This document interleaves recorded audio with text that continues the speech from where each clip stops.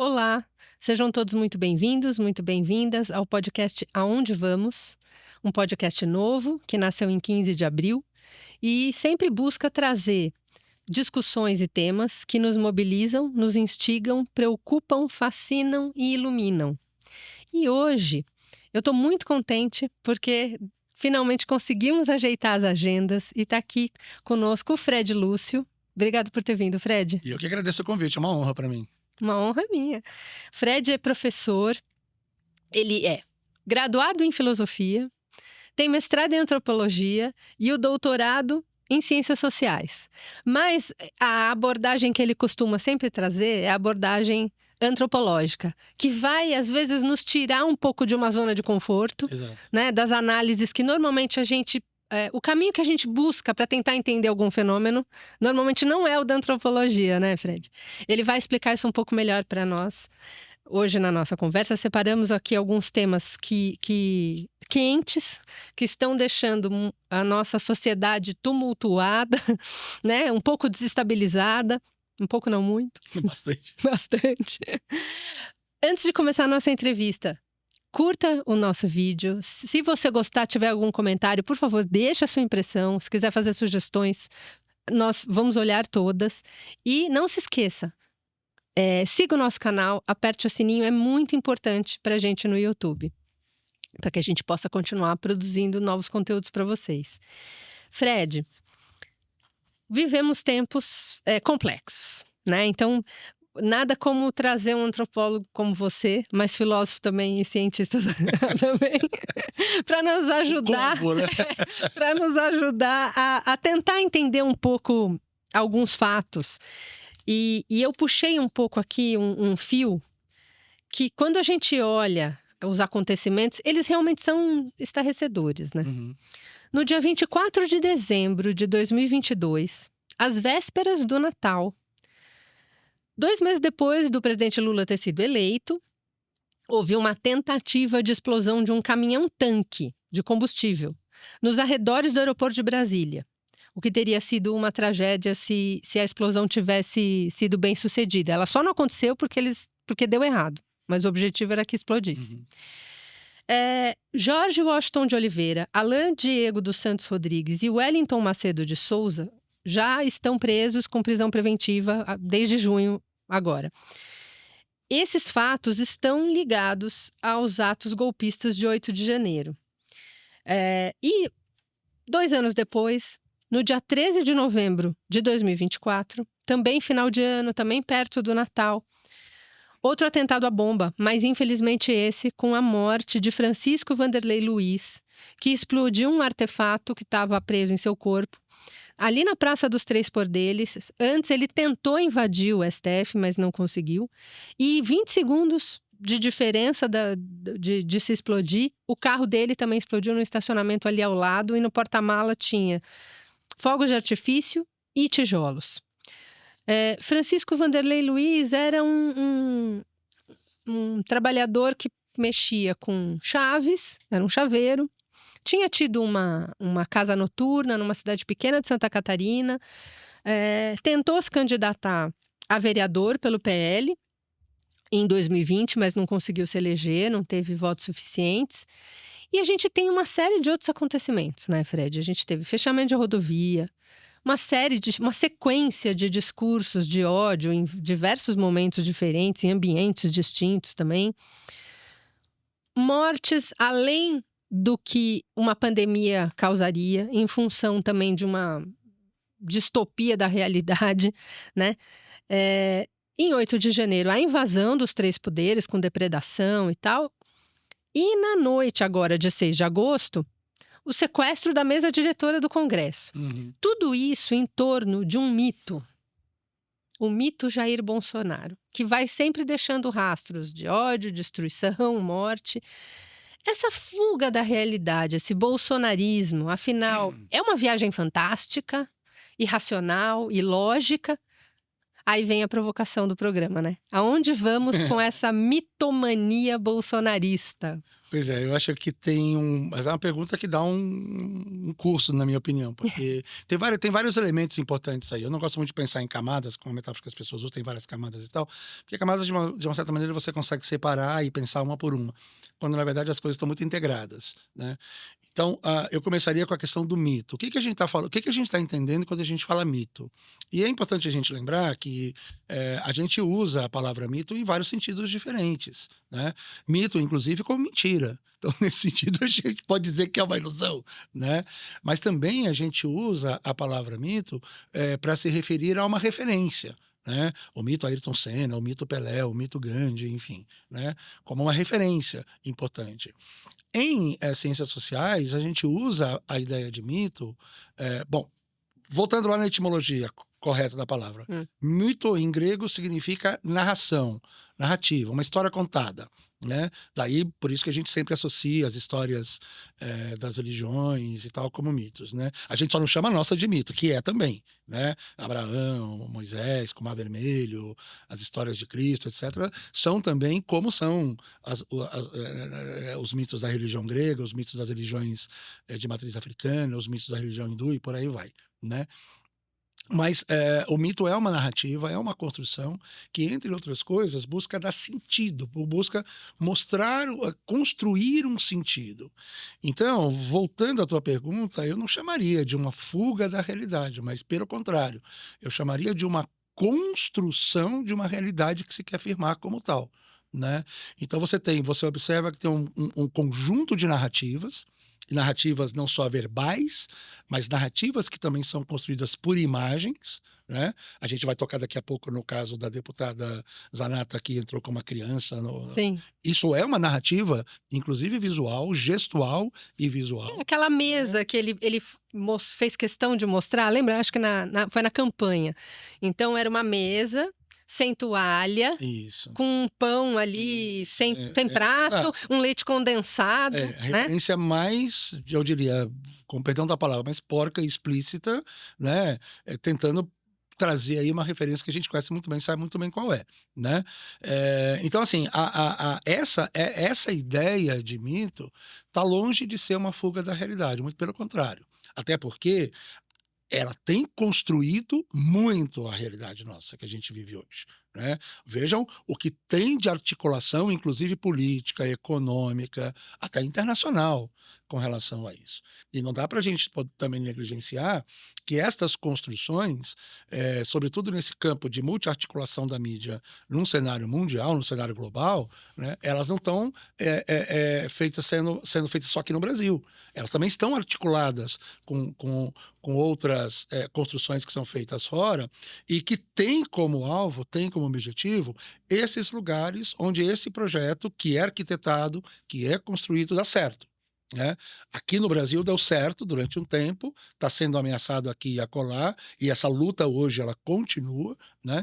E por que que esse campo do mito como narrativa conseguiu ter a força que tem hoje? Aí não tem jeito, né, gente? É o clichêzão básico, mas que é fundamental. Mídias sociais, né? A gente tem hoje um poder de comunicação, um alastramento desse poder de comunicação, que até 30 anos atrás estava concentrado nas mãos dos grandes donos dos meios de comunicação, né? Sim. Rádio, televisão, cinema, um pouco na educação, um pouco nas igrejas, né? Mas até mesmo as igrejas fora a católica, fora as grandes igrejas monoteístas, né? Catolicismo, judaísmo, islamismo.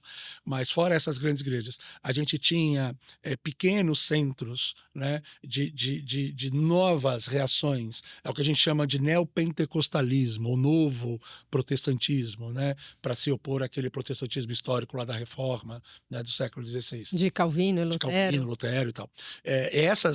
Isso está se espalhando de tal maneira e com discursos cada vez mais descolados de um projeto único, mas que justamente pegam nessa formação esses nichos e acaba se articulando numa coisa só.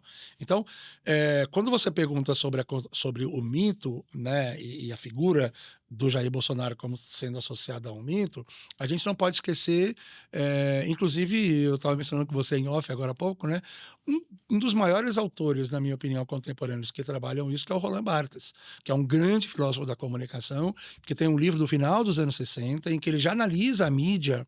Naquela época, ele estava analisando, sobretudo, rádio, TV e cinema, mas basicamente propaganda, né?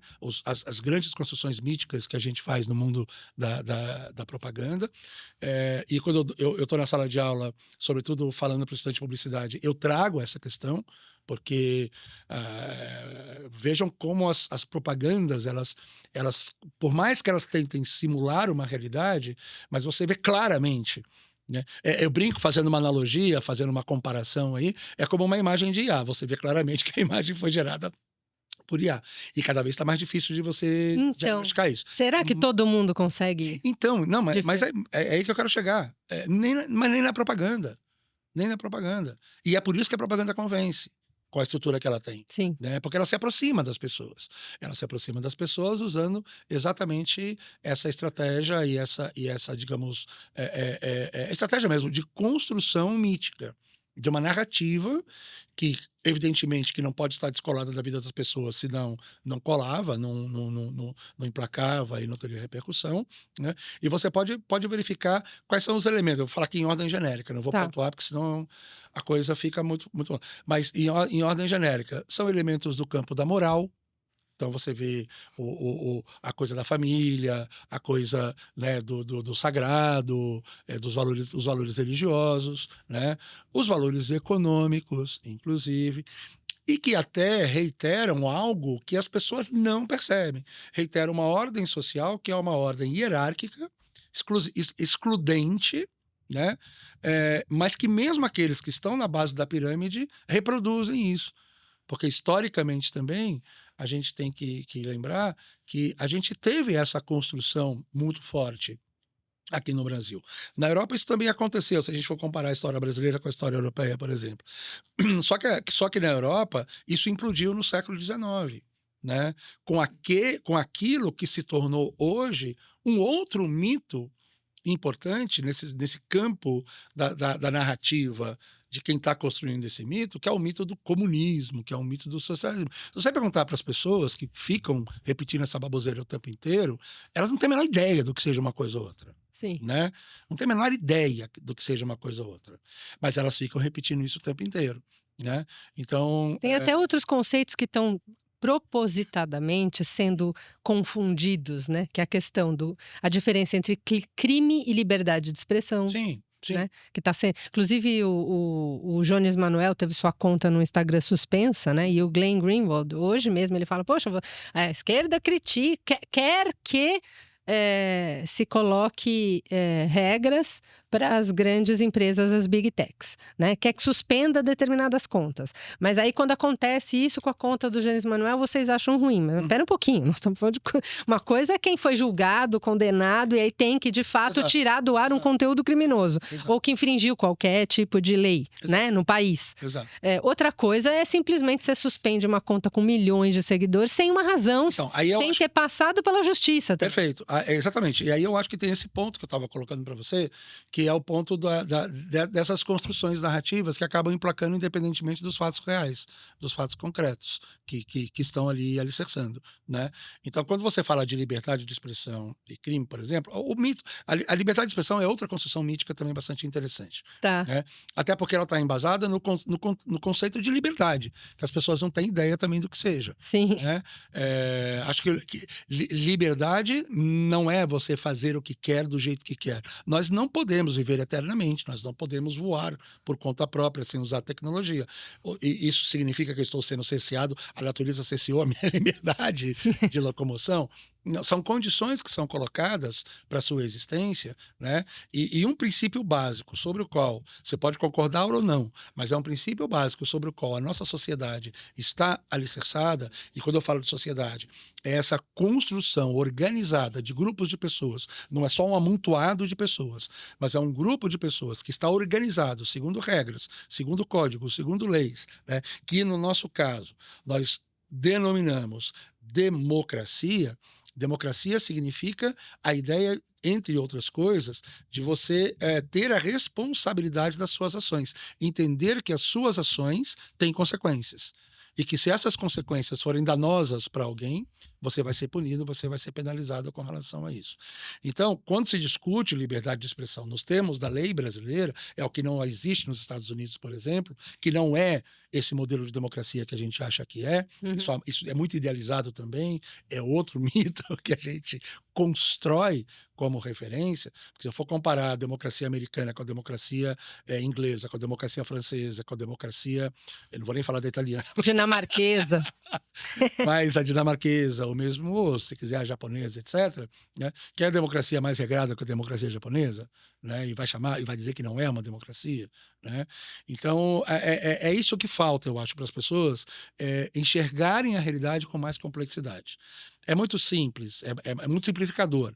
Você tipificar, você passa um rolo compressor diante da complexidade, e aí você vai dizer, você vai afirmar. Por isso que as construções narrativas são importantes, porque as construções narrativas, sobretudo num cenário de mídias sociais como a gente vive, vai se impor como verdade aquela narrativa que se impuser com mais força, com mais espalhamento, vamos chamar assim, né? Aquela que colar como um chiclete, né? Que Que é colar como chiclete, mas mais que colar como chiclete, se espalhar, né? também, é. Ter uma adesão cada vez maior. Aí acaba virando uma verdade. Tem um livro que é de um autor de direita, inclusive, um autor que é tido de direita, mas que eu gosto muito de citar, que é um livro de um escritor francês chamado Michel Houellebecq, que se chama Submissão. É um livro que já tem quase 10 anos, eu acho, ele é de 2018, se eu não estou enganado. Foi até, ganhou prêmio na França e tudo, que é um livro muito interessante para a gente entender como é que... É um romance, tá? Mas ele cria um romance ficcional, a história, o personagem central é um professor que está numa França que vai sendo ocupada aos poucos pelo Partido Islâmico e que acaba ascendendo ao poder. Né? E transforma, eu estou aqui passando um rolo compressor sobre a complexidade do romance, mas Tá. passa quando eles assumem o poder e tal, ele é professor da Sorbonne, começa a ter uma série de cerceamentos e tal, não sei o quê, até que a Universidade de Paris se chama Universidade Islâmica de Sorbonne, né? E é muito interessante, porque já em 2018, nesse romance, você pode ter várias críticas, mas ele é um romance bem escrito, ganhou, como eu disse, vários prêmios na França, ele já antecipa um pouco esse movimento, que na verdade não é nenhuma questão de antecipação, né? É uma questão de você entender que isso é um movimento possível acontecer. Isso nesse caso especificamente falando, a gente tem aqui no Brasil desde os anos 80 esse movimento sendo arquitetado por setores muito importantes da Igreja Católica, por exemplo, liderados pelo falecido Joseph Ratzinger, que era o Papa Bento XVI. Né? Quando ele entra numa cruzada em meados dos anos 80 para combater todo aquele movimento da teologia da libertação. Por quê? Porque justamente um dos motivos, não era só esse, mas esse é um dos motivos, mas tem também toda a questão ideológica, a questão, né, de uma visão de uma igreja mais engajada, que uma igreja mais, digamos, pentecostal ou de religião no sentido mais E que mantém o status quo, ascética, era né? essa palavra que eu queria usar, que Hã. eu estava buscando. Uma religião mais ascética, mais espiritual, etc., né? Tem esse lado, mas, fundamentalmente, o que ele estava tentando combater era justamente o crescimento das igrejas pentecostais protestantes nas periferias das grandes cidades, porque justamente essa igreja da renovação carismática, estou me referindo ao catolicismo, né?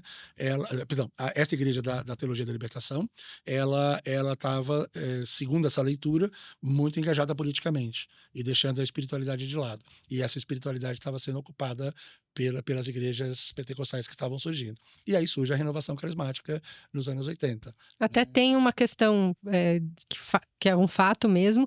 Por outro lado, eles colocavam a espiritualidade em prática, né? Essa que era a grande diferença, eu acho. Não, sim, mas É. isso não era visto dessa maneira, Sim. né? Eu estou, claro, que aqui fazendo um resumo, esse não é o nosso assunto, não é o nosso tema, mas estou fazendo um resumo só para trazer essa questão de como essa realidade é complexa. Porque hoje você tem um dos elementos que ajudam a construir esse mito, e aí eu chamaria a atenção que o nome Jair Bolsonaro, a figura Jair Bolsonaro, nesse sentido, importa menos do que todos os símbolos e signos que ele representa e que faz com que as pessoas se articulem de todos os espectros do político, do econômico, do religioso, etc., né? E é isso que confere peso a essa figura. Eu tenho colegas que estudam isso do campo das ciências sociais, a ascensão, como foi a ascensão de fato dele nos últimos anos antes da eleição de 2018, e mostram isso, como é que aquela figura absolutamente Inexpressiva, né? não era só inexpressivo, ele era, eu diria, para não usar uma palavra grosseira, desinteligente, né? Desprovido de qualquer possibilidade de pensamento minimamente elaborado. Quando a imprensa até o entrevistava, ou quando ele ganhava qualquer espaço mínimo que fosse, que ele não tinha espaço naquela época, né? Era sempre como Uma caricatura. uma caricatura, que não era levada a sério. Exato. E é justamente essa caricatura que nessa brecha, esse vácuo simbólico que foi deixado a partir de 2013, eu diria, que foi não deixado, mas acentuado, porque tem um. Eu tô falando aqui livremente, tá vindo um monte de coisa. Sim, viu? mas a Porque ideia tem é essa. outro ponto também que eu cheguei a comentar muito, na época, inclusive, que a gente se relacionava, você como assessora de imprensa, que era a questão das manifestações de 2013. É mesmo, teve muita discussão em cima daquilo, né? A ausência, a ausência não, perdão, não a ausência, mas a recusa do político ali, naquelas manifestações. Como se ocupar uma série de ruas da cidade de São Paulo, Exato. com aquele volume de pessoas, não fosse um ato político, não, mas né? do político partidário. Ah, claro, né? tá. Não queriam partido político, lembra disso? Lembro. Os estudantes se recusavam e jogavam, né, mandavam as bandeiras para fora e tal. Isso simbolicamente, e aí simbolicamente, gente, não é minimizando, não. É conferindo o peso que é o. Aí você falou do pensamento antropológico, né, do raciocínio antropológico. Para nós da antropologia, o simbólico é o que confere a natureza das ações humanas. As nossas ações, elas são revestidas de sentido, de significado que nós construímos. E é porque nós construímos esses sentidos, esses significados, é que nós atuamos concretamente daquela maneira ou de outra maneira, né? Por isso que nas culturas as sociedades são diferentes, porque elas operam de acordo com lógicas simbólicas diferentes, de valores diferentes. Então, quando você traz nas manifestações de 2013, a partir de 2013, essa recusa do político, a gente caiu naquele jargão, né, que é um jargão que desde a faculdade a gente aprende, quem não gosta de política acaba sendo dominado por quem gosta dela, né? Então foi isso, e isso se tornou uma realidade, né? Isso se tornou uma realidade, porque de fato as articulações, elas têm esse campo. A nossa democracia, a estrutura formal da democracia brasileira, do Estado brasileiro, e eu quero aqui pontuar uma coisa importante, tudo bem que é minha história, mas é um fato importante.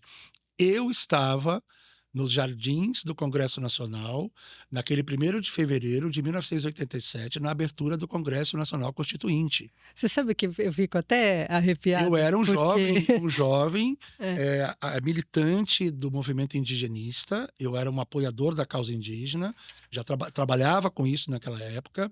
Nós estávamos em Brasília fazendo um treinamento pela organização que eu participava, e a gente foi. Eu tenho fotos, né, lá, o Fred jovenzinho, com 20 anos e tal. Ele estava com 22 nessa época, eu ia fazer 22. E é isso, a nossa democracia, voltando, né, a nossa democracia, ela tem essa estrutura que foi inclusive consolidada, por isso que eu lembrei dessa manifestação, foi consolidada com a Constituição de 88, que é a democracia participativa. E ela tem a participação direta e a participação indireta. A participação direta, que é a democracia representativa, né? A participação indireta, que é a representativa, ou melhor dizendo, a participação representativa, ela é direta e indireta. E a direta é o seu voto. Você vai lá, você vota em quem vai te representar no Congresso Nacional. Mas a nossa Constituição tem outro mecanismo também de participação, que são essas assinaturas que a gente faz, são essas mobilizações. Isso está previsto na Constituição, isso é absolutamente legítimo para pressionar o Congresso Nacional para levar pautas para serem discutidas. Isso está previsto, né? Então, quando você constrói essa ideia de que não queremos partido, não queremos ninguém aqui, Políticos.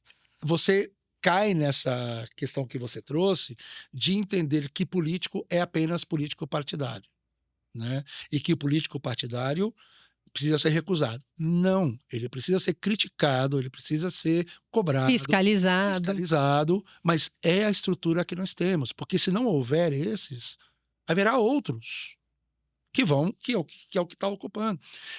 E é curioso, porque eu sinceramente tinha essa expectativa, eu cheguei a falar isso numa entrevista que eu fiz para a Globo News naquela época, Em 2013, sobre essas manifestações, eu tinha a expectativa de que surgissem dessas manifestações lideranças novas, lideranças jovens, que fossem renovar o Congresso Nacional. E, Como infelizmente, surgiram nas manifestações dos caras dos caras pintados. pintados, do Que aí eu tava na Paulista. Pois é. Não, eu estava em Campinas nessa época. E aí, mas o que aconteceu, isso é muito também expressivo.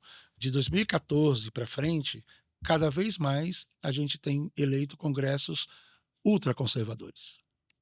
E aí entra um outro ponto, Regina, que eu quero aproveitar a oportunidade aqui dos seus ouvintes para poder deixar claro também, que eu falo isso para os meus alunos direto, que é o seguinte: novamente, a coisa da mentalidade, do simbólico. Nós brasileiros, nossa cultura, no geral, nós temos uma mentalidade bastante hierárquica. A gente acha que quem manda é o síndico do prédio, a gente acha que quem manda é o pai de família, vejam que são figuras masculinas sempre que a gente usa, né? A gente acha que quem manda é o governador, é o presidente. Veja se não é essa hoje a briga do Congresso Nacional, a briga do... Porque a gente perde de vista que a nossa democracia ela é composta por 3 poderes que são equânimes e que se sustentam no equilíbrio tênue, né? E não há o poder do presidente ou da presidência não é superior ao poder Do Congresso. da Justiça, da Suprema Corte ou do Congresso. Agora, no Brasil, o que está acontecendo? Como nós temos um Congresso que é historicamente, tem sido, né, pelo menos Sim. nos últimos 20 anos, historicamente ausente, não tem, de fato, legislado para os interesses da sociedade. Claro que eu estou falando na sua maioria, existem leis aqui. Não dos lobbies, né? Exato. Né?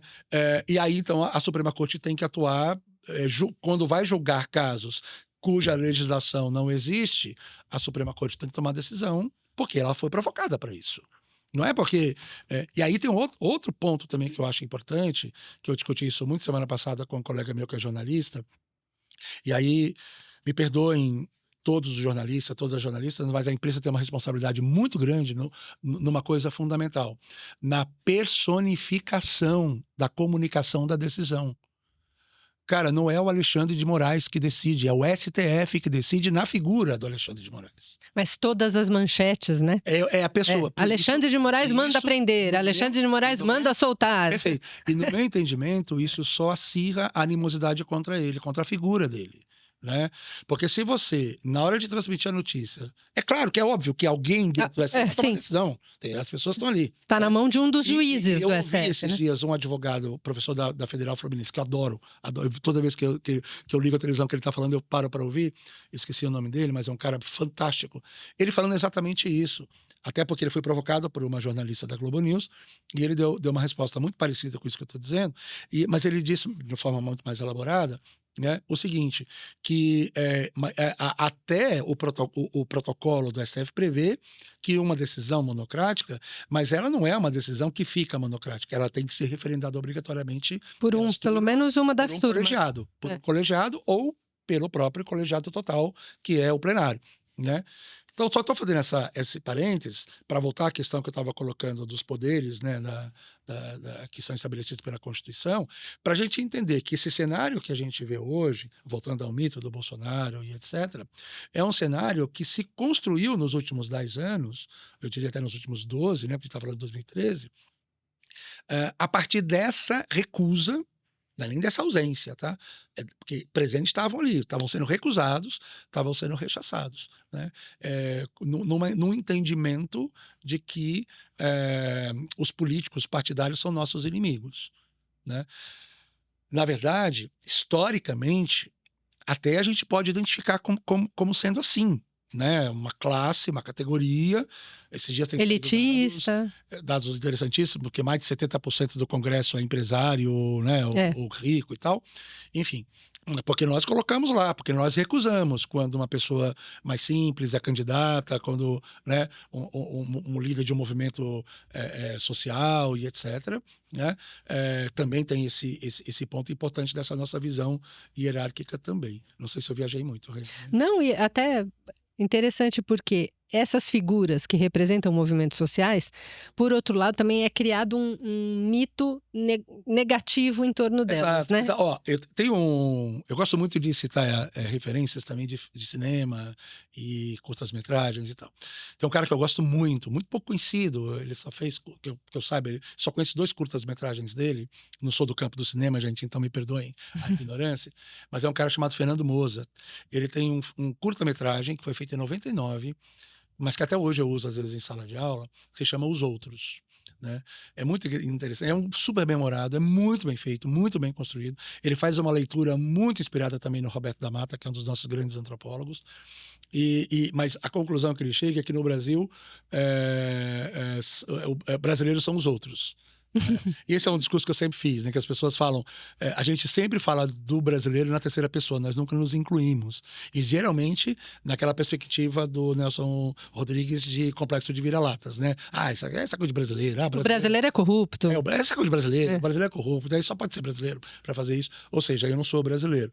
É. Então ele vai construindo o curta-metragem e ele coloca uma frase que eu acho maravilhosa, que tem muito a ver com o que você acabou de dizer, que ele diz assim, quase no final do curta, né, que ele fala assim, "No Brasil, só os outros é que são responsáveis pelas mazelas que estão acontecendo", mas também existe um outro tipo de outro, que é só os outros que podem fazer alguma coisa pela coletividade, ou seja, Eu não tenho nada a eu ver não com tenho isso. nada a ver com isso, entendeu? É Ou impressionante. seja, se a coisa tá ruim, e não fui eu que ajudei a ficar ruim. Eu não paro em fila dupla, eu não dou jeitinho para as coisas, eu não tento subornar um guarda de trânsito para me multar, né? Eu não faço nada disso. "Ah, mas é só isso, é só uma vez", tal, né?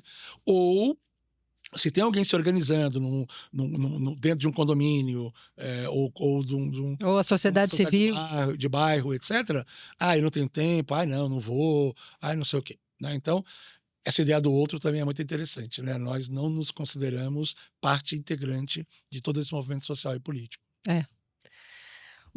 Mudando só um pouco de assunto, mas na verdade a gente vai continuar nesse cenário, né? Na noite de 6 de agosto, a deputada Júlia Zanatta, que é do PL de Santa Catarina, sentou-se na cadeira do presidente da Câmara com a sua filha, uma bebê de 4 meses no colo, com aquela tiara de florzinhas, né? O clima estava muito tenso, tinha muita gente naquela área, fisicamente não cabia aquele número de pessoas. Desde cedo, o presidente da Câmara, o Hugo Mota, havia dito que se houvesse necessidade ele ia acionar a polícia legislativa, ou seja, existia um risco real de haver um enfrentamento físico ali entre as Uhum, pessoas, né? sim, claro. Ou Não, o clima era tenso, muito propenso tenso. à violência. Muito tenso. Eu fiquei assistindo até tarde, até aquela cena grotesca terminar, né? Não vou entrar nas questões políticas aqui, mas o que você enxerga daquela imagem, né? Essa mulher com aquela pele alva, né? Angelical, com aquele bebê ali. Como é que você interpreta aquela cena? E se eu não me engano, a roupa dela é meio uma bata, né? Não lembro direito. Mas claro, eu também Mais não. clarinha e tal. É que me veio muito. Eu vou fazer uma brincadeira aqui, tosca, mas me veio muito uma imagem Chupchura, assim, né? Uma tiara bem tosca, assim, na cabeça e tal. É. Mas para mim, assim, independentemente das outras leituras, que são todas possíveis e todas elas se integram num quadro mais complexo de leitura dessa realidade, que é o que eu convido as pessoas a fazerem, não serem excludentes nem binárias, né? Ou é isso ou é aquilo e tal. Não. São várias. A gente tem uma leitura política importante aí, a gente tem uma leitura social importante, mas a gente tem uma leitura simbólica que eu acho que também não pode ser deixada de lado. E que, no meu entendimento, a leitura simbólica ela é meio como uma moldura que vai contornar esse quadro inteiro, que vai dar sentido para esse quadro. Que é uma leitura de tentar trazer um pouco essa pauta da sacralidade, essa pauta, sei lá, né, é quase uma imagem de uma Nossa Senhora entrando com o menino Jesus no colo, sentada num trono, e para tentar apaziguar as coisas, e chamar a atenção das pessoas, né, para uma pauta muito mais que é típico desse grupo, né, de parlamentares, de costumes e de, né, olha aqui, uma mãe de família, e vamos respeitar, e não Que sei o que tem que lá. amamentar o seu bebê. Né? Então, assim, claro que tem toda uma leitura que eu posso ter, como eu disse, política, sociológica, econômica, inclusive, né, aí, mas essa leitura simbólica me parece muito forte, né, e que expressa com um monte de amarras vários sentidos que esse grupo de parlamentares tenta passar, né, em outros cenários, em outros contextos, e por aí vai. Então, eu acho que a minha leitura, quando eu vi essa cena, foi um pouco essa, né? É a mesma coisa que a gente pode dizer, por exemplo, da iniciativa que aí foi, na minha opinião, malfadada, porque ficou patética a situação, das pessoas com fita na boca ou amarradas, né? Como me pareceu muito patético isso. Até a deputada Erika Hilton desafiou um dos parlamentares, perguntando: você não se acha ridículo fazendo Eu vi isso e tal? esse vídeo. Porque de fato é patético, é um Tá. negócio, né, enfim, muito, eu vou dizer muito pueril, muito infantil, muito infantiloide, né. Ao mesmo tempo, né, Hitler também se usou desse artifício, né, instantaneamente, né, os historiadores ali todos já Sim. trouxeram Então, mas aquela ilustração de Hitler também com 2 fitas na boca. mas é exatamente essa descontextualização do fato que o simbólico tenta trazer, né. Ou seja, a gente está aqui simbolizando que nós estamos impedidos de falar, impedidos de responder, não vamos falar e etcétera. Tanto que foi patético, porque quando a Erika Hilton, ela interpelou esse parlamentar, ele ficava apontando para a boca e fazendo assim, né. E dizer Tira, põe, tira, põe. não, e ela provocando mais ainda. Então acho que tem um pouco isso, essa referência, que é o que eles tentam construir como narrativa, de algo simbólico, né, mas que na verdade não se sustenta. Não se sustenta, porque o contexto é completamente diferente, é um outro tipo de momento, né. Ali, pelo contrário, o que se queria era ouvi-los, né, era justamente abrir é o argumento, e isso cria brecha, inclusive, para o contraditório, ou contra-argumento, que é o mais importante, que é: bom, vocês estão se autocolocando uma censura, não há censura, né. É. Então e isso foi falado em vários contextos, por várias pessoas, né. Justamente o grupo que tentou dar o golpe continua tentando, Exato. né, porque sequestrou a mesa do Congresso, não deixou o Congresso trabalhar, né, na sua reabertura do ano, no segundo semestre. Fica sempre tentando dizer que está sofrendo a censura como se vivesse numa ditadura, Então, isso é né. um outro lado simbólico também que eu gosto, e aí eu vou repetir, viu, galera, simbólico não é no sentido de minimizar não, é de conferir um sentido mais profundo e mais concreto. Como é possível você pensar, né, nesse contexto que a gente está vivendo, que os interesses, independentemente das lutas políticas, independentemente das divergências políticas, isso é democrático, isso faz parte do cenário. Eu estava comentando ontem com uma jornalista, né, inclusive na faculdade, professora lá do curso de jornalismo, que a gente está sentindo saudade do debate antigo que a gente achava que era radical, né, na época do Aécio, da Dilma, etc. Né?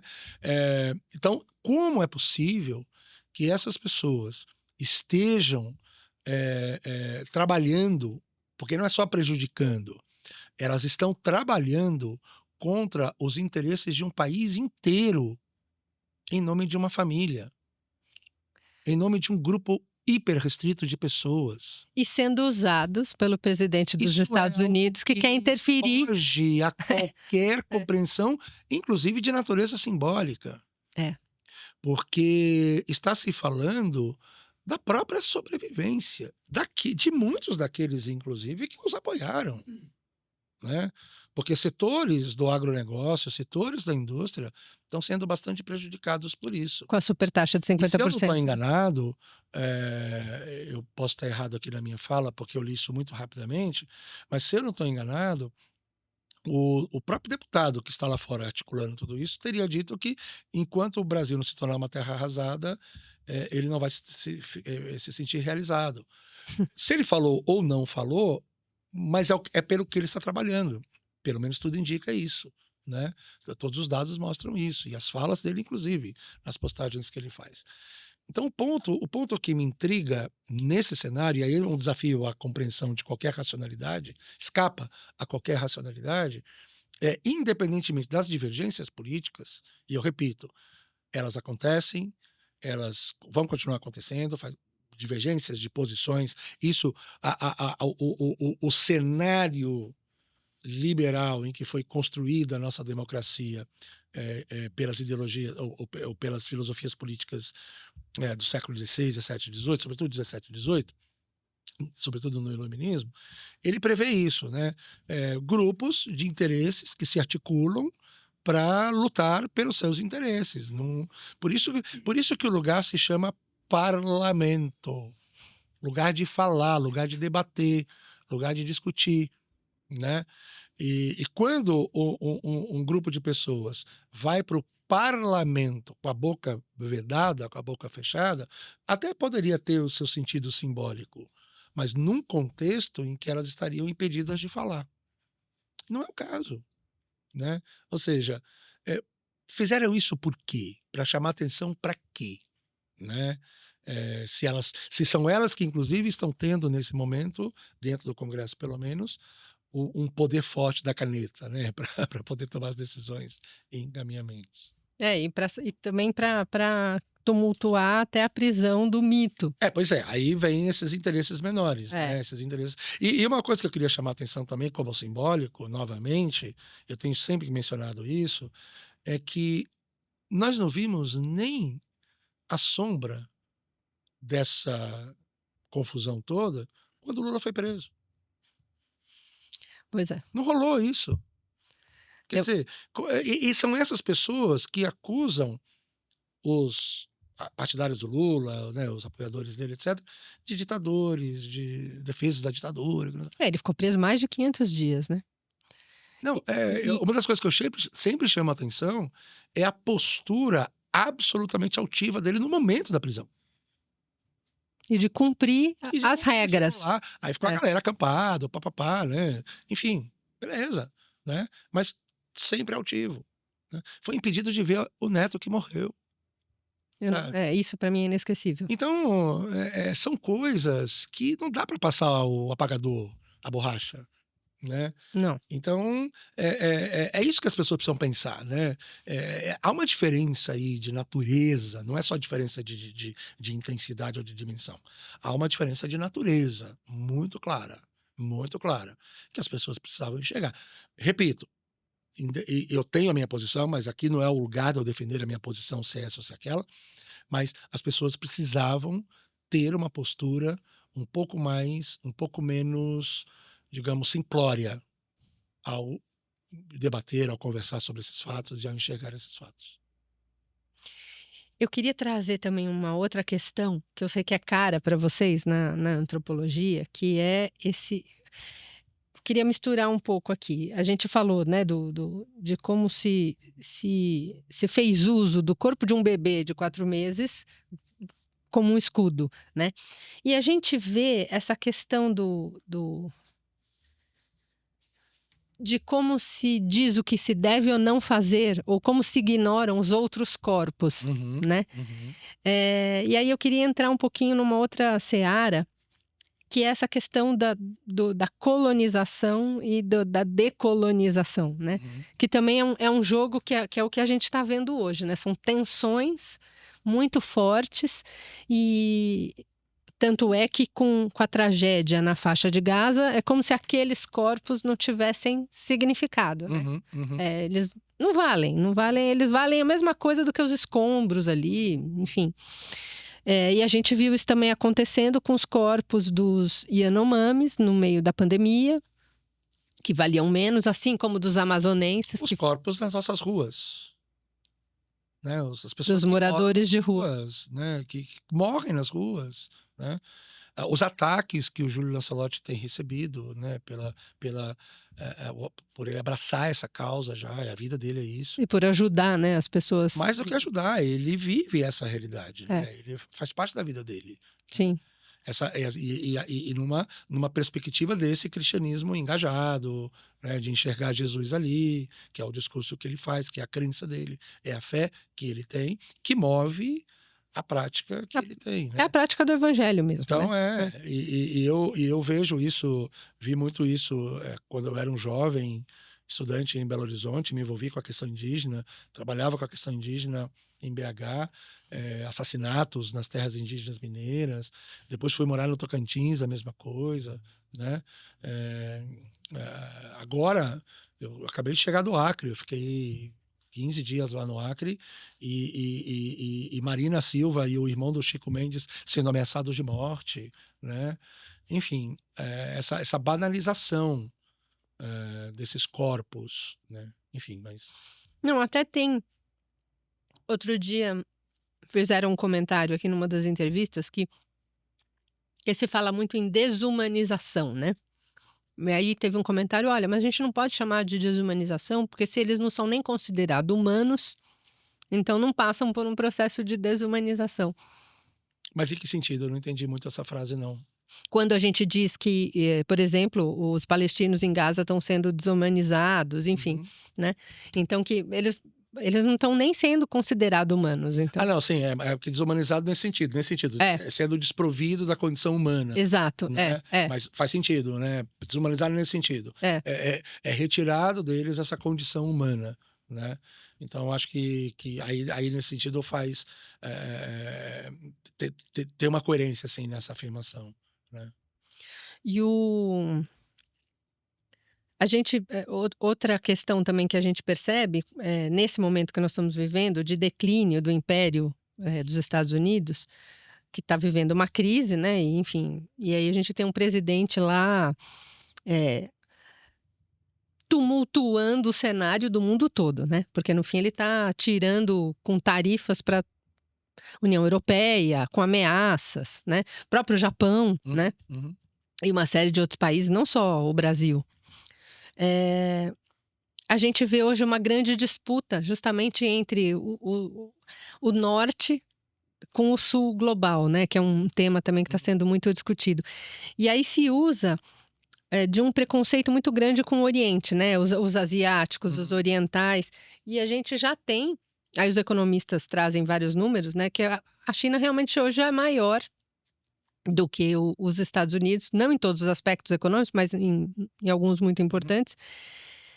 Mas o Brasil que poderia agora, e está caminhando nesse sentido, mas aí entram também grandes disputas de narrativa, né, porque se ele se associa ao sul global, a gente não fica mais tão dependente, de uns Estados Unidos, Uhum, né, e quando passa por um processo como esse agora de chantagem, que nada mais é do que uma chantagem, né, e uma interferência na nossa soberania, uhum. a gente ficaria um pouquinho mais à vontade se a gente já tivesse feito parcerias há mais tempo com outros países, né, Eu fosse acho que menos. acho que esse é o ponto importante, né, pra gente não cair inclusive nesse binarismo, né, ou de novo, era ou Rússia ou Estados Unidos, agora é ou China ou Estados É, Unidos, né, União Soviética, né, Estados Unidos, agora é China e Estados Unidos. Mas eu acho que é justamente esse o ponto, o que há em comum nessa relação aí dos 2 é uma perspectiva imperialista, quer dizer, os 2 se colocam como 2 entidades que disputam a hegemonia ou o seu lugar hegemônico, no planeta. Isso é do ponto de vista econômico, menos do ponto de vista cultural. É menos, do ponto de vista cultural, mas muito mais do ponto de vista econômico, né. A China, pelo menos, tem um pouco essa a China não quer dominar culturalmente o mundo, ela quer dominar economicamente o mundo. Já os Estados Unidos é diferente, sabe. e nem fica entrando em guerra com todos os Exatamente, né, continentes. porque mas exatamente por isso, porque eu entendo A guerra atrapalha a não sou economia, né, os gente, eu não negócios. sou economista, eu sou um reles antropólogo, mas uma das leituras que eu faço, é uma brincadeira que eu faço, que eu vejo a China meio parecida como o Império Romano, né, que quer o reconhecimento da sua economia e do seu poder econômico, mas tem a religião que você tiver, fica lá com a sua língua, fica lá com Roma fazia muito isso com os lugares que ela conquistava, né. Então eu vejo um pouco mais ou menos assim. Os Estados Unidos não, a gente desde os anos 20, aqui no Brasil especificamente, mas em vários lugares do mundo, mas aqui no Brasil também, e aí a indústria da comunicação teve um papel fundamental, sobretudo o cinema no início, né, e depois a televisão, e hoje em dia a internet. Veja, é muito curioso, ô Regina, a gente imaginar o seguinte: qual é o único país do mundo que não coloca a sua nacionalidade depois do ponto .com,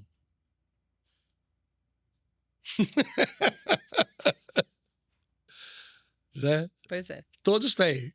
Ponto .br, ponto FR. .fr, ponto .it, ponto não sei o PT. Estados Unidos não tem, né. Eu sei que teve uma discussão lá no início da internet com relação a isso e tal, mas novamente, isso tem um simbolismo forte, Sim. né, isso tem um simbolismo forte. E esse simbolismo é muito mais do que apenas uma consideração abstrata. Concretamente, há uma dominação cultural aí importante, sobretudo no campo das mídias sociais. Aí nós vamos entrar inclusive no concreto, as grandes empresas, né, As big as techs. big techs e etc, né. Mas eu acho que aí tem um ponto interessante para a gente pensar, que é justamente isso, qual é a nossa relação, qual é a relação que o nosso empresariado tem, aí não falo mais de relação econômica, né, porque a relação econômica ela pode ser reconsiderada e reconstruída, poderia ter sido feito isso. Cara, a gente está falando isso pelo menos desde a época do JK, desde os anos 50 a gente está falando sobre isso, né, sobre essa dependência, de uma quase fazendo uma paródia aí, ou um paralelo, quase como uma monocultura, né, eh e sendo que nós poderíamos ter feito 2 coisas. Segundo, ter procurado essa pluralidade de relações comerciais para justamente marcar um lugar estratégico que o Brasil tem no mundo, e o Brasil tem um lugar estratégico, por mais que nós queiramos ou não, por mais que a gente queira criticar ou não. E aí tem que reconhecer, nos últimos 50 anos, 60 anos, o Lula foi o único presidente que marcou esse protagonismo, com as suas políticas, com seus investimentos fora, melhor que investimento, com as suas investidas fora. Nem o Fernando Henrique Cardoso conseguiu fazer isso. Com toda a entourage que a gente tinha, dos intelectuais que o apoiavam, e mesmo a figura simbólica do cara como sendo um intelectual e etc., mas ele não conseguiu fazer isso. O Lula, não sei se por carisma, mas também por iniciativas, etc., ele conseguiu fazer isso nos 2 primeiros governos e voltou a conseguir agora, né, em pouco tempo de governo. Então isso significa o seguinte: há a possibilidade de uma visão diferente dessas relações. Mas a pergunta é: o nosso empresariado enxerga isso? O nosso empresariado vê isso, né? Existem autores importantíssimos no campo da sociologia e da ciência política que estudam exatamente esta relação do empresariado na formação do Estado Nacional Brasileiro e das nossas relações internacionais, né? Mas me parece, e eu sempre discuti isso com alguns colegas meus da área de relações internacionais, e também da área de ciência política, que eu não te falei isso, mas não está aí no meu currículo que você colocou, mas o meu primeiro mestrado, o mestrado que eu tentei iniciar, que eu comecei, na verdade, na UFMG, foi ciência política. Hã. Foi minha primeira bolsa de mestrado do CNPq foi em ciência política, mas não durou um semestre, porque eu não gosto de ciência política, eu gosto de antropologia, eu queria fazer antropologia. Então eu larguei, fui trabalhar com sociedades indígenas Brasil afora, depois que eu fui para a Unicamp fazer antropologia. Mas o que eu comento com esses meus colegas da área de relações internacionais e da área de ciência política é que falta esta perspectiva de uma leitura de qual é o sentido que está por trás das ações econômicas, que são as decisões econômicas que são tomadas, né? Porque fica uma coisa muito objetiva, muito, não que ela não exista, é claro que existe, óbvio que existe, né? Tá aí, tá claro, Tá. né? Mas eu insisto, ela não é o único elemento que E move e isso. na sua visão, no campo do simbólico, o que está por trás dessa nossa elite Aí empresarial? nós temos que analisar todo um processo de formação da nossa sociedade brasileira, que é essa mentalidade dependentista, essa mentalidade. Milton Nascimento, Fernando Brant, na verdade, né? Que a letra era dele. Tem uma música maravilhosa que responde a tua pergunta. Ficar de frente para o mar, de costas para o Brasil, não vai fazer desse lugar um bom país. Para mim é isso que isso. Essa música, que chama Notícias do Brasil, né? Essa música, para mim, ela resume a tua pergunta, né? De frente para o mar e de costas para o E eu Brasil. falo, e a brincadeira que eu falo também, eu falo, o Fernando Brant até poderia ter de frente para o mar, porém na diagonal para cima, né? Porque se nós ficássemos de frente para o mar, literalmente, daríamos na África, né? Né, Seria mais interessante, sim. seria bem mais interessante, porque a África tem uma riqueza, tem uma coisa maravilhosa, que esse é outro papo. Muitas Áfricas. Não, é outro É, assunto, é é, outro assunto. é. O continente africano é maravilhoso para a gente aprender muita coisa. Inclusive Curioso. a nossa identidade, parte dela. Mais do que isso, É. Regina. Eu aprendi isso muito com a embaixadora Irene, que você Irene conheceu, Vidagala, eu tô né? esperando ela voltar ao Brasil para. Porque você sabe que ela foi para a África de Sim, novo, né? sim. Mas eu aprendi muito com ela, uma coisa fundamental que uma das primeiras frases que eu ouvi numa fala dela em público, assim, que quando nós pensamos na África, dificilmente nós pensamos numa África tecnológica, né? É. Nós pensamos numa África tribal, numa África de casinhas de palha e etc., que é o que a gente vê na mídia, né? É. A gente não pensa em cidades, a gente não pensa em tecnologia, a gente não pensa em universidades, a gente não pensa em nada disso, né? E a África é um celeiro absurdo. O continente, quando eu falo África, é o continente africano em todo, Como um todo. com a sua diversidade e tal. Mas é um celeiro muito forte de. Mas enfim, voltando à Voltando música à do Fernando elite Brant e e voltando à elite brasileira. Então, a sua pergunta, né? Eu acho que é isso. Há um imaginário e um espelhamento, que esse espelhamento sempre existiu. Ele sempre existiu desde o século XVI. No século XIX, isso foi reiterado, sobretudo pelas ideias. Um dos caras que mais contribuiu com isso foi um francês que veio morar no Rio de Janeiro nos anos 1860, 50, 60 por aí, chamado Joseph Arthur de Gobineau, que é um dos teóricos do racismo científico, que fez a elite, que fez a cabeça da nossa elite brasileira, porque ele morou no Rio de Janeiro como diplomata francês durante algum tempo. E ele tinha essas ideias que se enraizaram muito fortes, né? De que o nosso subdesenvolvimento, a nossa condição de inferioridade vem dos povos que nos formaram, né? Das raças que nos formaram.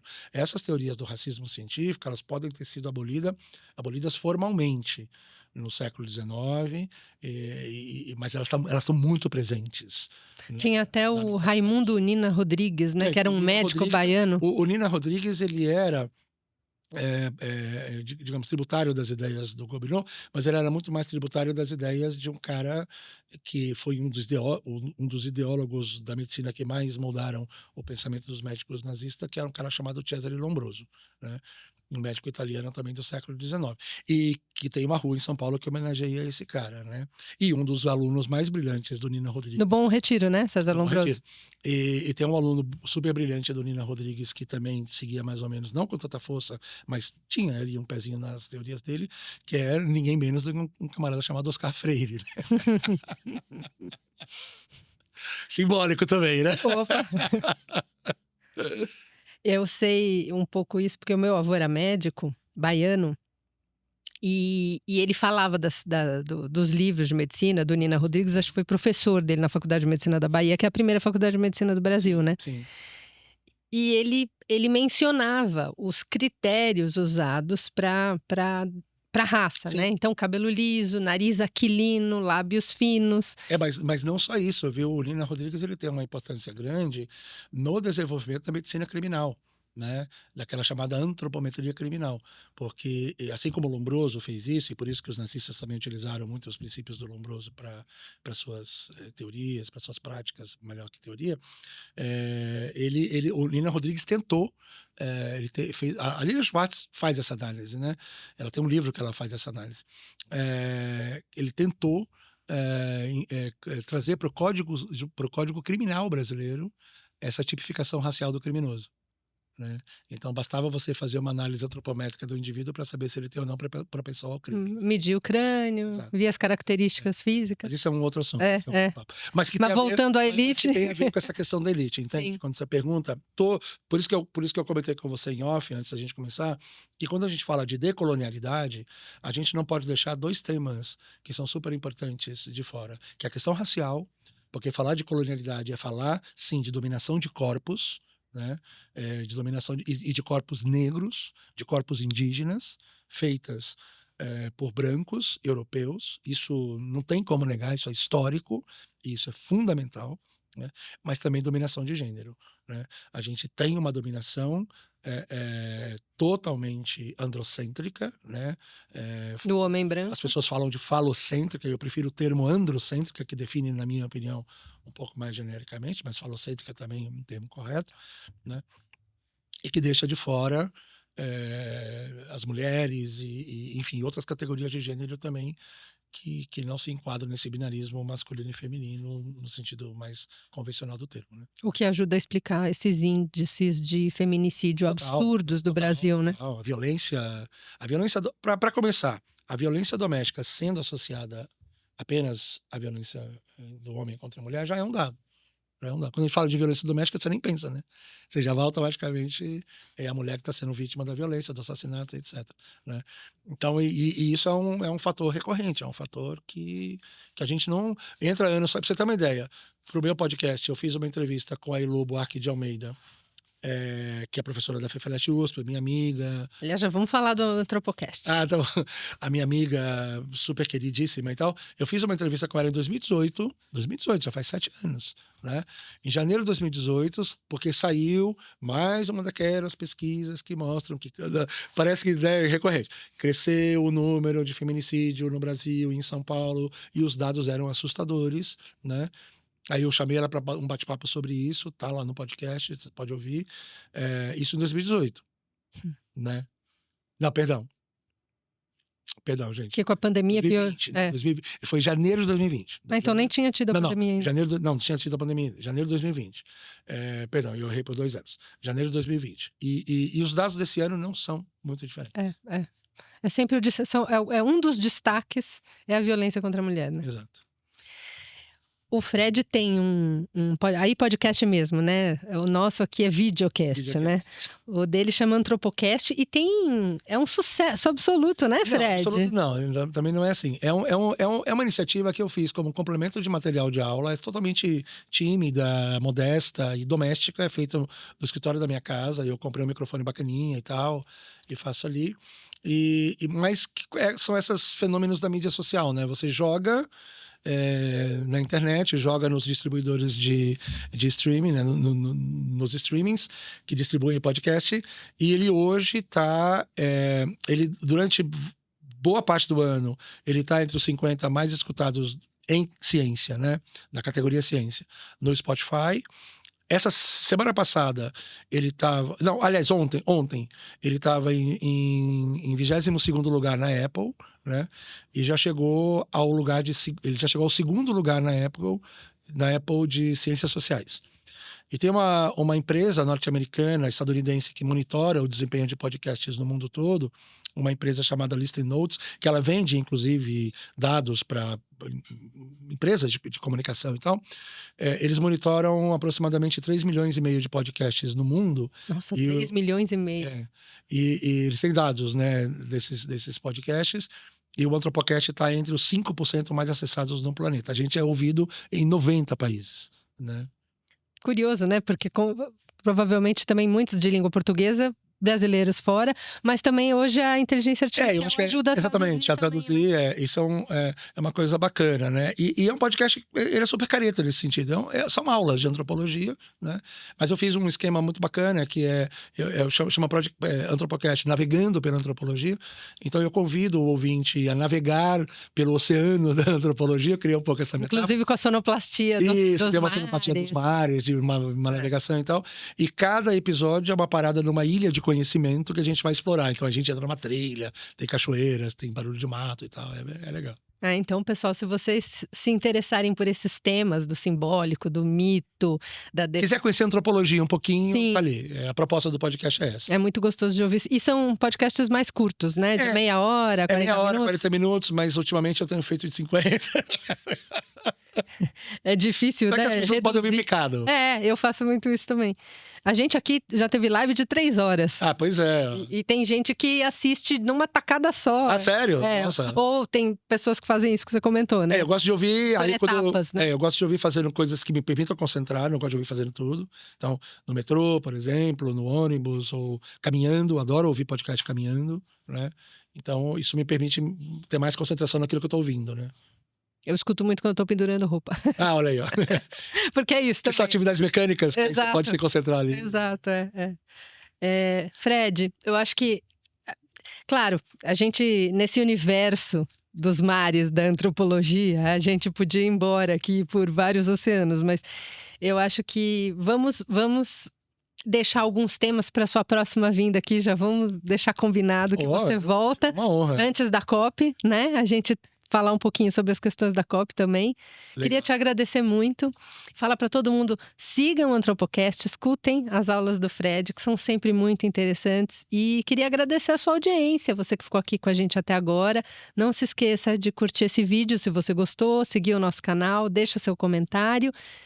Agradecer também o apoio dos estúdios On 21 e da agência Multi, que cuida da nossa identidade visual. Fred, mais uma vez, muito obrigada. Gente, eu que agradeço. Espero ter contribuído de alguma forma para ampliar a reflexão sobre os assuntos que a gente conversou aqui. Obrigado, Rê. Foi ótimo, obrigada.